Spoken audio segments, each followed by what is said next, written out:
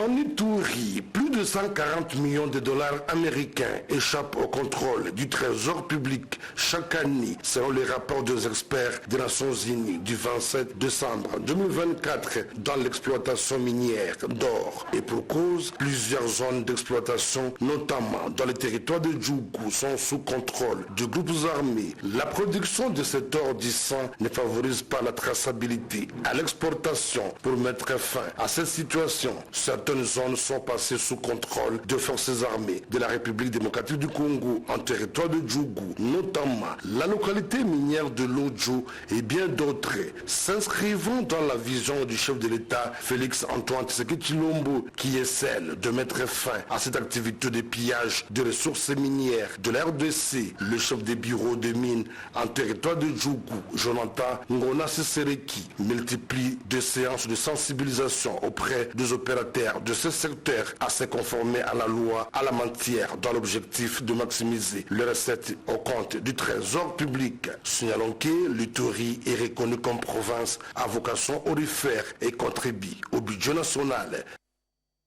Toujours en Ituri, dans les séries de reportages sur la quiétude à Bunia, Sélémane Junior explore aujourd'hui le secteur des transports. Il nous plonge au cœur d'une atmosphère vibrante.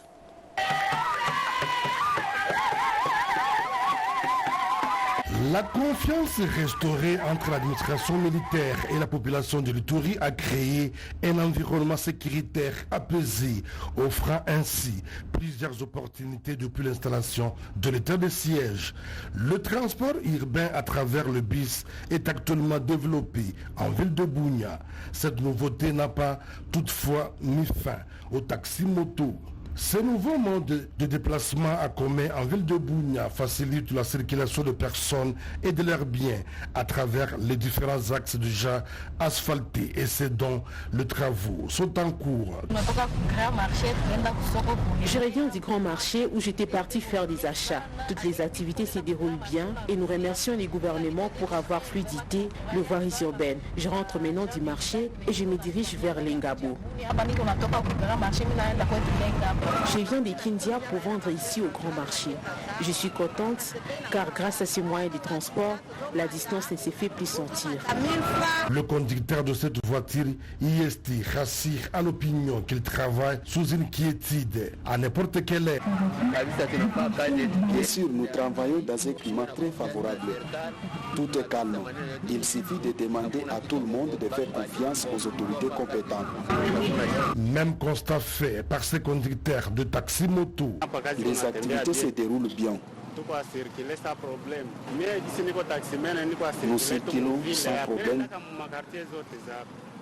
Abakoko, Kindia, Dele et Moudzipela. Il n'y a rien à craindre.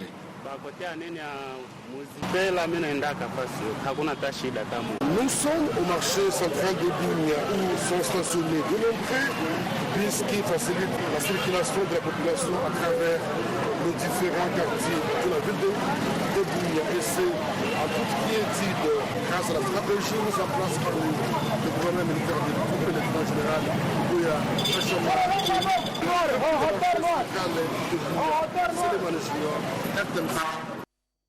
Après le SOS du gouverneur du Haut-Ouélé, Jean Bakobito Gambou, face à l'effondrement de plusieurs ponts isolants et sirop, des matériaux de construction pour des nouveaux ouvrages sont désormais disponibles. Après la construction d'un tout nouveau pont sur la rivière Kibali, c'est le tour des travaux d'un autre sur la rivière Bomukandi à Gombari, environ 200 km d'Issiro, sur la RN26, plus d'une année après son effondrement. L'assurance est du ministre provincial des infrastructures, travaux publics et reconstruction à Fonda Fongenda Sumbu, qui assiste au déchargement et déploiement des restes de matériel au siège de l'office des routes. Nous avions attendu longtemps et voilà le matériel qui était resté à Kinshasa. Son excellence, monsieur le gouverneur, est allé faire le lobbying auprès de la hiérarchie. En ce qui concerne le pont Bomukandi, c'est arrivé, ça ce sont les derniers lots, tout est déjà mis en marche. Je voudrais remercier le président de la République. Ces matériels réceptionnés concernent aussi des autres ponts à démonter à cause de leur état de délabrement très avancé, précise l'ingénieur Junior Swami, directeur provincial de l'Office des routes. matériels qui sont arrivés ne sont pas seulement les matériels pour le pont Bomokandi. Il y a les ponts Nava et il y a les ponts Kidi. Pour nous déjà, le déploiement de matériel, c'est déjà la reprise des travaux. Et après le déploiement de tous les matériels, qui doit prendre au maximum 2 semaines. Après les 2 semaines, nous devons compter pratiquement 2 mois maintenant pour la finalisation de la superstructure. Entre-temps, tout en remerciant le chef de l'État pour son implication dans l'optation de ces 3 nouveaux ponts, le gouverneur Jean Bakomi Togambu plaide encore pour les 2 autres restants sur la rivière Embo, à plus de 180 km d'Issiro, sur la RN25 et Nzoro sur la RN26, déjà effondrée, avec comme conséquence l'enclavement total de la ville d'Issiro. Dans la province du Bazouélé, le gouverneur Mike David Mokeni a posé ce lundi 24 février 2025 la première pierre de la construction du nouveau bâtiment administratif du gouvernorat. Ce projet est financé par le gouvernement provincial par un coût de près de 435 000 $ américains. Le gouverneur de la province du Bazouélé, Mike David Mokeni, a procédé lundi 24 février 2025 à la pose de la première pierre pour la construction du bâtiment administratif du gouvernorat dans la ville de Bouta. Lors de son allocution, il a rendu hommage au président de la République, Félix-Antoine Tshisekedi Tshilombo, pour sa vision sur la modernisation des infrastructures et a réitéré son soutien indéfectible au gouvernement dans la défense de l'intégrité territoriale et la restauration de la souveraineté du pays. Mike David Mokeni a souligné que l'année 2025 serait celle de grands travaux pour les Bazouélés, appelant à l'unité des filles et fils de la province. Précédent discours, j'avais annoncé que l'année 2025 sera une année de très grands chantiers. Cela va à suffisance démontrer notre ferme volonté de développer notre province et de matérialiser la vision du chef de l'État. C'est ici l'occasion de lui rendre les hommages les plus déférents et les plus mérités pour son dévolu et de lui renouveler ainsi qu'à l'ensemble de son gouvernement notre indéfectible soutien en ce moment très difficile pour notre pays où il se bat de toutes ses forces sur tous les fronts, tant militaires que diplomatiques, pour sauvegarder notre intégrité territoriale, restaurer notre souveraineté qui aujourd'hui subit une agression injuste et barbare du Rwanda et de ses pantins du M23. Nous devons nous souder les coudes et petit à petit reconstruire avec l'appui de nos partenaires et du gouvernement central les bâtiments pour loger tous nos services. Les projets financés par le gouvernement provincial à hauteur de plus de 400 000 $ américains sera réalisé par l'entreprise Volcano Engineering Consult sur une période de 9 mois. Il est à noter que la province, issue du démembrement de l'ex-province orientale, manquait d'infrastructures adéquates pour ces institutions. Le gouverneur de la province du Kwango, Willy Bitusila, a lancé officiellement ce week-end les travaux de construction des infrastructures scolaires et sanitaires dans la ville de Kenge. Images et commentaires. Le gouverneur Willy Bitusila a officiellement lancé ce samedi 22 février les travaux de construction des infrastructures de base dans la ville de Kenge. Cet acte marque une étape importante du projet pour la stabilisation de l'Est de la République démocratique du Congo. Un projet ambitieux, financé par la Banque mondiale, exécuté par la cellule de suivi des projets et programmes. Ces projets s'inscrivent dans une démarche de renforcement des infrastructures de base à travers les pays, élément essentiel pour le développement intégral de la RDC. Dans son discours, M. Silas Nkongolo, représentant de la CIP-SPP, a rendu un hommage vibrant au président de la République pour son engagement envers ces projets. Il a souligné que ces infrastructures sont cruciales pour la paix et la stabilité et qu'elles contribueront au bien-être des communautés locales. Le projet STEP démarré en 2014, dont l'ambition initiale était portée par la volonté de stabiliser et de dynamiser l'Est de la RDC, a été judicieusement étendu à d'autres provinces au fil des années pour apporter une réponse aux défis socio-économiques des populations en vue de réduire les vulnérabilités des personnes bénéficiaires et lutter globalement contre la pauvreté. Le gouverneur Willy Bitusila a également pris la parole, soulignant que ces projets entrent dans le cadre de son programme du réalisme congolais. Il a exprimé sa gratitude envers toutes les parties prenantes et a contribué à la réalisation de cette initiative. C'est dans cette dynamique que nous lançons aujourd'hui la construction d'infrastructures sanitaires et scolaires modernes dans la ville de Kenge. Ces projets prévoient la construction de 3 écoles et de 3 centres de santé dans différents quartiers de la ville de Kenge et les travaux vont durer 3 mois. Toujours dans le secteur des infrastructures, la société de génie civil Aeris Africa est prête à accompagner le gouvernement provincial du Kasaï central dans la lutte contre les érosions. La présence de l'équipe d'Aeris Africa Kananga, dont faisait partie le directeur général, des ingénieurs topographes et des conseillers techniques, est la suite logique des contacts pris par le gouverneur du Kasaï central, Joseph Moïse Kamboulou Nkonko. S'inscrivant dans la vision du président de la République Félix Tshisekedi, s'emploie à trouver des solutions aux problèmes de la population centre-kassaïenne, particulièrement la multiplicité des têtes de ravins qui menacent diverses infrastructures. Après l'audience lui accordée par le gouverneur, sous la conduite du ministre provincial des infrastructures et travaux publics, l'équipe d'Aeris Africa a effectué la ronde des communes de Kananga, Ndesha et Lukonga. Objectif, c'est rendre compte de la situation sur le terrain et identifier les sites affectés nécessitant une intervention urgente. On a visité 4 têtes. On a 2 grandes têtes d'érosion, surtout celle de Ubikoukou, qui nécessite vraiment une intervention urgente. Sans oublier les 2 autres qui menacent la voie ferrée. Après la signature du contrat, 1 mois après, nous pouvons déjà être sur le terrain et commencer déjà le travail. Selon Jacques Chikaï, ministre provincial des infrastructures et travaux publics, le gouvernement provincial dirigé par Joseph Moïse Kamboulou, qui tient à l'amélioration du bien-être des centres kassaïens, compte sur ses partenaires potentiels pour faire face à cette épineuse question. Nous sommes tellement débordés avec la multiplicité, la prolifération des têtes d'érosion dans la ville de Kananga. Alors, nous avons reçu des partenaires qui sont prêts à accompagner le gouvernement provincial. C'est dans ce cadre que nous sommes ici sur le terrain, après avoir visité plus de 3 têtes d'érosion, surtout beaucoup plus qui menacent les édifices et les ouvrages d'intérêt provincial. La population de Kabambaï dans le Kasaï, longtemps éprouvée par l'effondrement du pont d'Oubilou 2, peut enfin souffler, ce grâce au fonds du député Simon Moulamba. Le pont Loubilou 2 qui vient d'être inauguré ce jour par le député national Simon Moulamba Mpoutou et président national du parti politique CODEP entre dans le cadre de projets de développement local de 145 territoire initié par le président de la République et chef de l'État congolais Félix-Antoine Tshisekedi Tshilombo. Cet ouvrage d'intérêt provincial va désormais relier la ville de Tshikapa au territoire de Moueka en passant par les secteurs de Tshikapa, Kasaï, Kabambaï, Njokopunda et la commune rurale de Lwebo. Simon Moulamba Mpoutou a dans sa prise de parole interpellé les usagers de bien protéger cet ouvrage.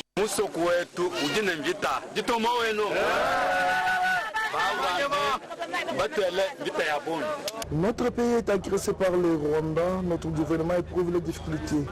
C'est pourquoi dans le cadre des P245 territoires, moi, votre représentant que vous avez élu comme député national, je me suis dit que je ne peux pas abandonner ma population souffrir pour la traversée de cette rivière. Les motos, les véhicules, les vélos, voire même les piétons éprouver les difficultés pour arriver dans la ville de Tshikapa. Je me suis dit qu'avec l'épée que je gagne, je dois réhabiliter le pont. Contribuer. Pour sa part, M. Mikemo, chef du groupement de Bakwachipanga 2, a, au nom de tous les chefs coutumiers du coin et de la population, remercié Simon Moulamba Mpoutou, affectueusement appelé Moulamba Nzambi, pour son geste d'amour envers la population de Kabambaï qui longtemps peinait pour effectuer les trafics sur cet axe.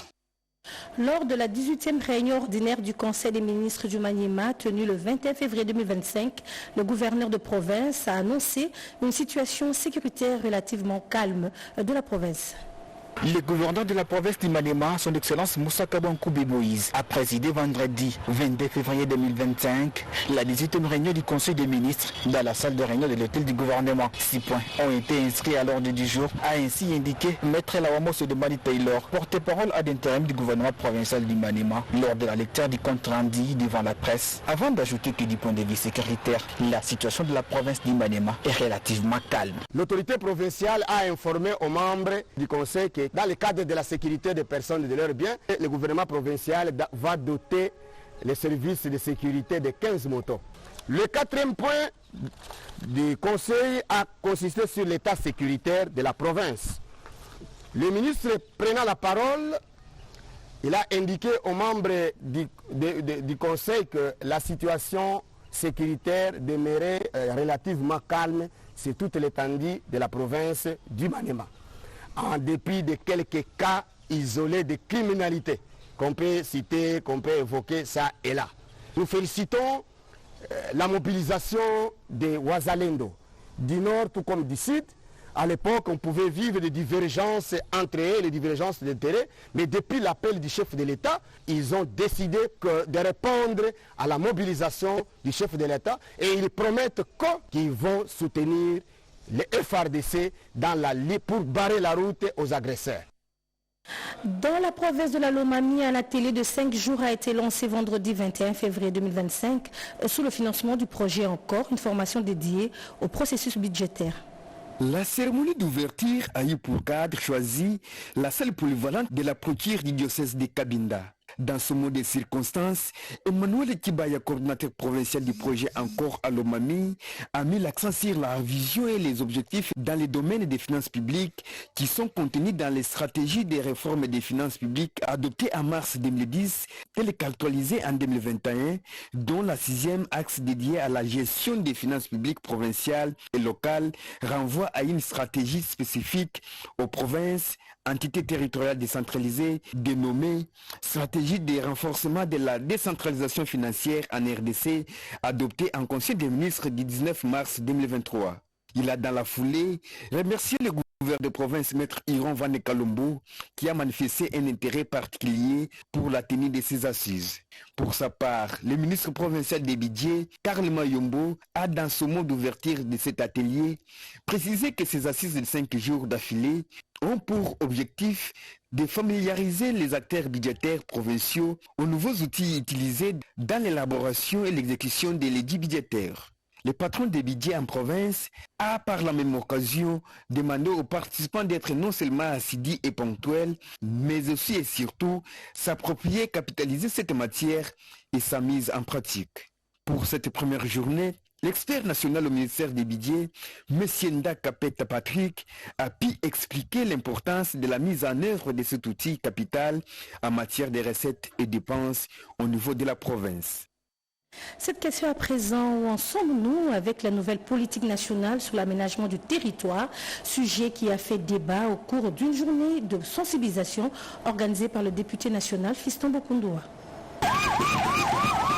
C'est au son des sirènes de ces véhicules que le député national Fiston Bokundoua Ngembe et les ministres d'État en charge de l'aménagement du territoire Guy Luando font leur entrée dans les territoires de Bungandanga, dans la province de la Mongala. Ces deux personnalités ont fait une dizaine de kilomètres de marche avec la population jusqu'au point de chute ici, sur cet espace bien aménagé pour le discours.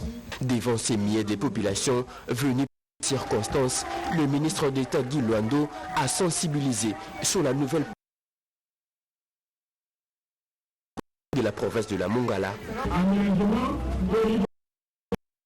Aménagement du territoire, c'est de remettre de l'ordre dans un pays.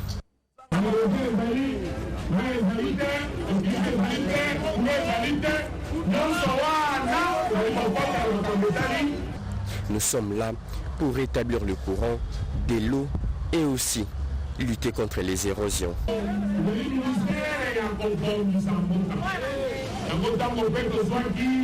Raison pour laquelle je suis venu répondre à l'invitation de Fiston Bokundoua pour venir vous expliquer ce qui est déjà fait.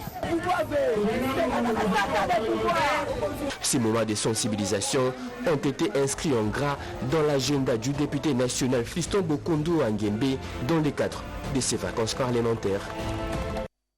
Dans le cadre du soutien aux forces armées et du président de la République, la Fondation Lisette Kabanga a organisé un tournoi de football interuniversitaire au stade Kachala Bonzala. Organisée par la Fondation Lisette Kabanga Tubobwa, la finale du tournoi interuniversitaire s'est jouée ce samedi 23 février au stade Kachala Bonzola de Mbujimayi, province du Kasaï oriental, devant une pléthore des étudiants et bien d'autres amoureux du football. Cette rencontre a opposé les étudiants de l'université officielle de Mbujimayi à ceux de l'université protestante au cœur du Congo. À en croire Fabrice Luaba, représentant de Madame Lisette Kabanga, ce tournoi était organisé pour la paix dans la partie est de la République démocratique du Congo, mais aussi un soutien aux forces armées de la République ainsi que les Wazalendo. Par la même occasion, la Fondation a réaffirmé son soutien indéfectible au chef de l'État, Félix-Antoine Tshisekedi Tshilombo. Cet événement a été mis en place pour soutenir le FARDC, les Wazalendo, et soutenir aussi la vision du chef de l'État, qui est pour mettre hors de nuit tous les détracteurs des Rwandais qui veulent occuper notre territoire. Le vouloir de la Fondation Lisel, en parrainant cette activité, est d'aider nos étudiants, nos confrères kassaïens, de se développer, d'avoir l'esprit de créativité, d'avoir l'esprit et la vision de faire de grandes choses. Et c'est pour cela que nous avons opté pour travailler avec la REC. Nous allons séparer avec ce culte d'action de grâce pour les femmes, un événement qui a rassemblé les membres de la communauté pour célébrer les contributions et les luttes des femmes. Ne vous inquiétez de rien, mais en toute chose, faites connaître vos besoins à Dieu par des prières et des supplications avec des actions de grâce. Rien que ces passages des Philippiens 4, verset 6 pourraient monter la foi de toute une nation. C'est ainsi que la députée nationale, Séraphine Kiloubou, a introduit son exhortation sur la situation d'agression rwandaise dont est victime la République démocratique du Congo. Invitée par les femmes pleureuses au jardin botanique, l'ancienne vice-ministre de la Défense nationale a insisté sur la résistance à l'occupant et le soutien aux forces armées de la République démocratique du Congo, ainsi qu'au commandant suprême Félix-Antoine Tshisekedi Tshilombo, qui, dans un élan nationaliste, a refusé de vendre les pays par des accords obscurs. Je vous dis, vous savez pourquoi nos ennemis haïssent le président de la République? Parce qu'il a refusé les accords. Nous devons prier pour les chefs de l'État et nos forces armées. Elle a exhorté l'assistance à prier pour les forces armées. L'ancienne vice-ministre de la Défense nationale, Séraphine Kiloubou, a conclu son message en précisant que le président Félix-Antoine Tshisekedi Tshilombo n'est pas à l'origine de cette situation.